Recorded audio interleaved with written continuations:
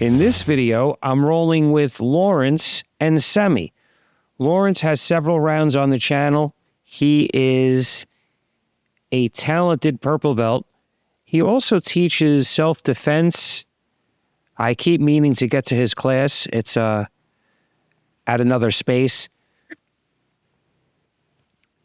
Like I said, he's a technical purple belt. He's been a purple belt for a while, so he's seasoned. We don't really do the stripes at my school, so his purple belt's getting old. Let's just leave it at that. So he knows my game intimately. We've rolled many times, countless times.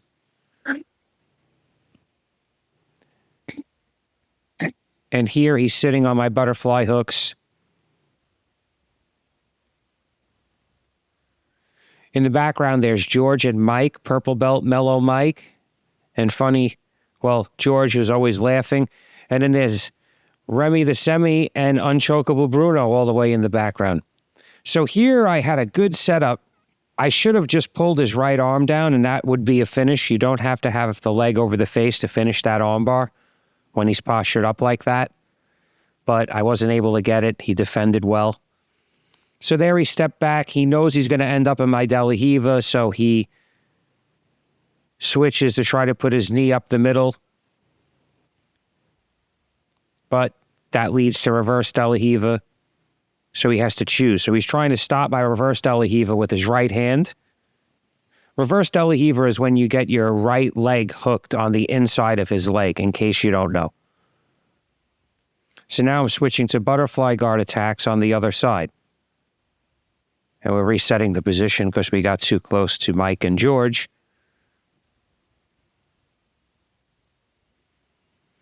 So Lawrence is a generation below me, I would say. He's about 17, 18 years younger than me.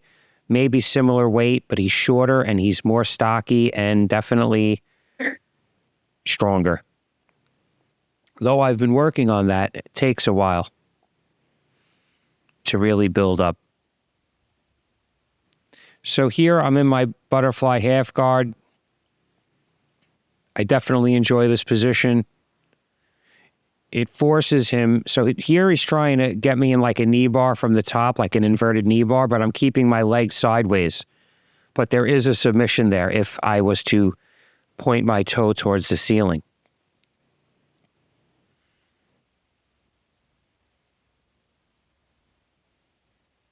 So here he's underhooking my leg. I think that's a good thing. And then he gave it up. And then I took the space behind his arm with my right leg. And I'm instantly looking to, well, right now I'm working on the Kimura. But if that doesn't work and he pulls out, then I switch to the underhook on his left arm that's on the mat with my right arm and look for to take the back. So I'm still working on that Kimura. I'm looking to make his arm tired by getting that 2-on-1 wrist control. Because he's too squared off, right? As you can see, I still have his wrist in my hand. And that arm in that compromised position is weak, even if you're strong.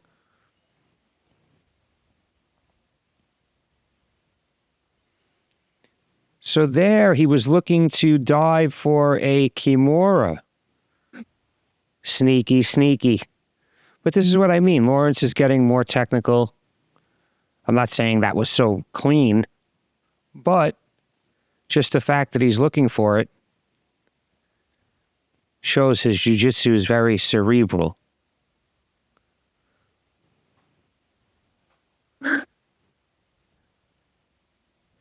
So here I either want to arm drag him on one side or Kimura him on the other. See, as now he's devoted and he's giving me that arm again. So here he's trying to knee bar me again with like that inverted knee bar, and I'm looking to Kimura him at the same time. So that's pretty funny. The round ends. I think the round ends now. Yep.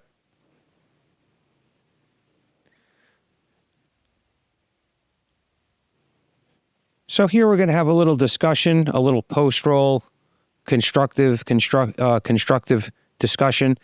But what I found interesting is watching George and Mike in the background. I love the way Mike rolls because he gives George a chance and then he reverses the position. So he's not going all out looking to win. He's looking to sharpen. Just look at that pace. It's consistent, but it's not explosive. There he looked to. That was a great back take. He shucked the leg. Rolled over, went right to the back. Now that might look crazy, but that's actually considered somewhat of a basic back take. And as you can see, George gets a kick out of it. George is very good-natured, and I think that's a big part of staying with jiu-jitsu and getting better. You have to be able to smile when you're being defeated or when you're being toyed with. And Mellow Mike has been toying with everyone lately.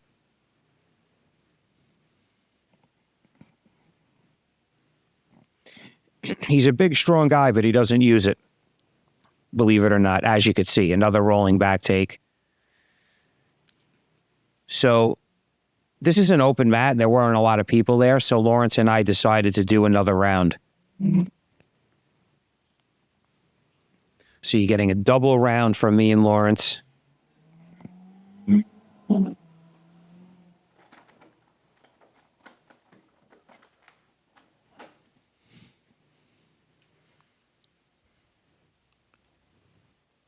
So he's trying to break my posture. I'm not sure exactly what he's looking for, but I want to pass in a slow, incremental manner. Like, I don't want to stand up and make it a pissing match. I want to just get control. This is a good wrist control I like, especially in no-gi, because people can slide away from you. So if you get either a good single wrist control or double wrist control, it can lead to a nice guard pass. And I've actually hit that on black belts before.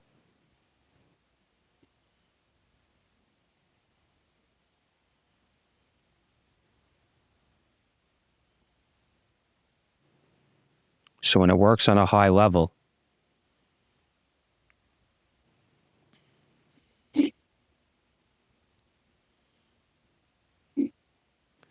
so Lawrence is trying to get up, so I'm just going to put some weight onto him. I'm going to put some weight onto his knee shield, and then I'm going to look to peel his bottom leg off with my right leg, trying to get it in the crook of his knee, and he knows that, and it creates an urgency for him. He knows he has to do something, or I'm going to break out of that half guard. And then after that, he's not going to have a good time.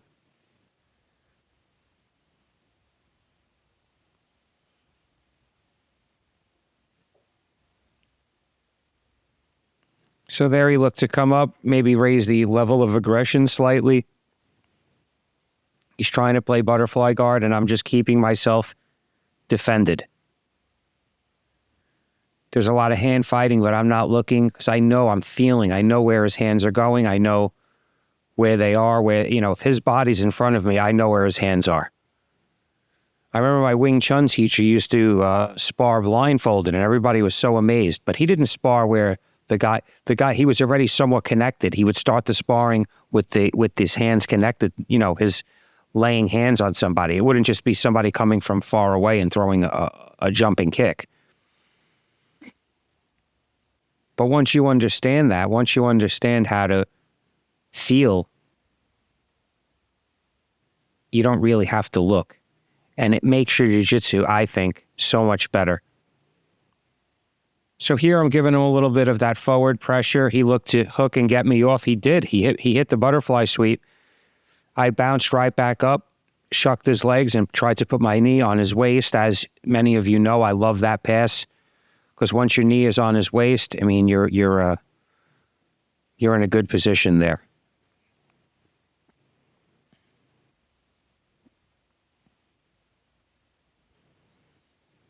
So here I have his bottom leg pinned and I'm sitting on my leg so he can't get half guard.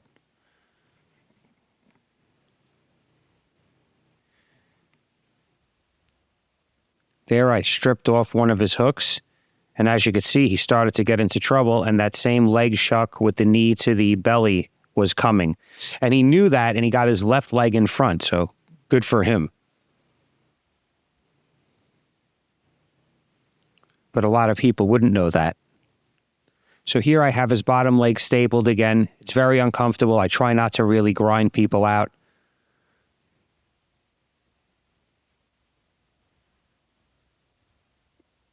And there that ends the round.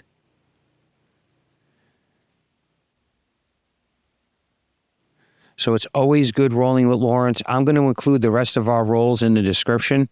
We've had quite a few. Very cerebral jiu-jitsu, but also has a good amount of strength.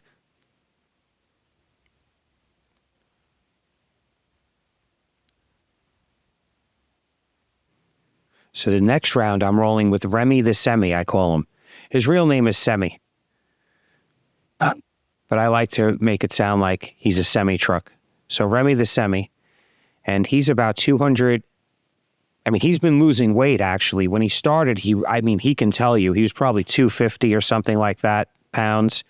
Now he's down to, I don't know, maybe he's down to 250 now. Look how much bigger he looks when he shakes my hand. I look like a smaller practitioner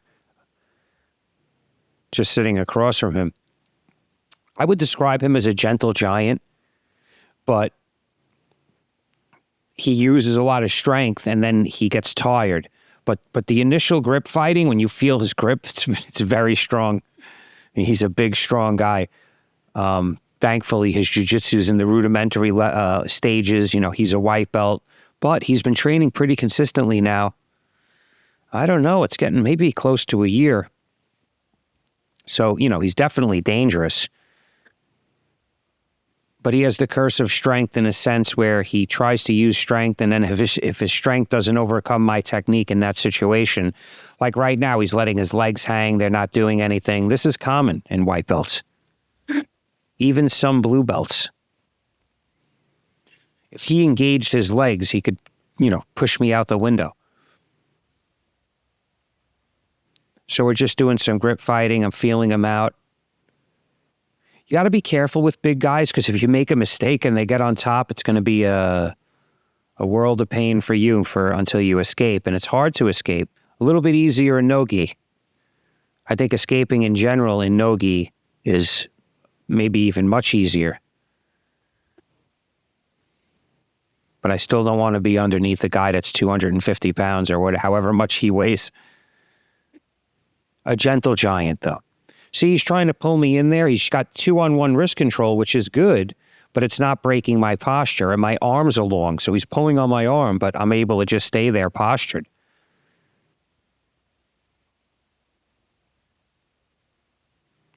See that? I'm not even wrist fighting. I'm just deflecting. When I wrist fight, I don't grab my partner's wrist to where it's like bruising. I kind of just cup my hand and I redirect. And you could really see it in action right there.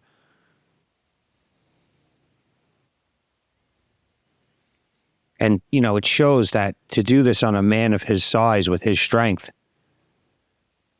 with my spaghetti arms,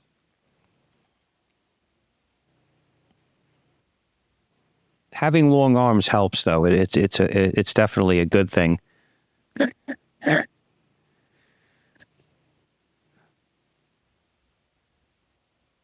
So here I'm going to peel his foot. He's trying to play like a knee shield guard and wrist fight. So I'm just grip fighting just to kill some time and make him tired.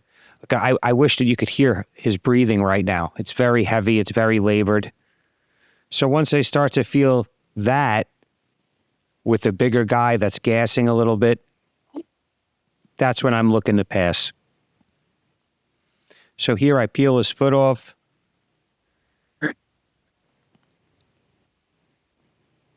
Throw his legs by right to the back. This is the normal reaction you'll get from someone who doesn't train either. In that situation, if I was to pass anyone's legs that way, throw their legs to the side, they're going to try to sit up just like that, and you're going to get their back. So here I'm looking to just dig my wrist under his chin just enough to finish the choke. See, I'm controlling his arm. And he taps very quickly because my forearm was across his voice box. And any of you know who have gotten your voice box crushed in jiu-jitsu, it's unpleasant.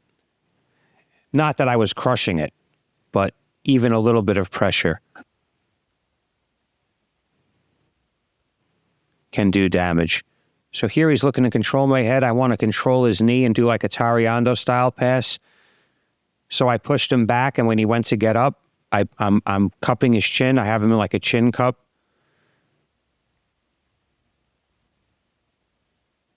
And I'm keeping his posture broken. And again, here, I'm cooking him a little bit.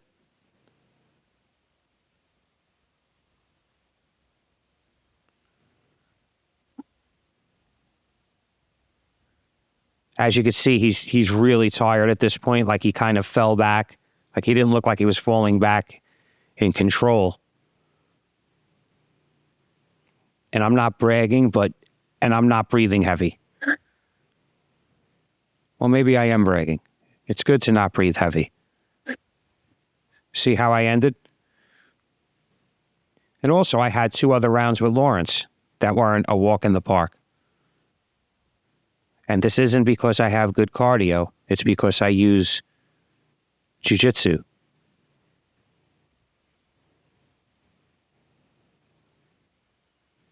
But thank you for watching. I'm going to be modeling my new rash guard soon.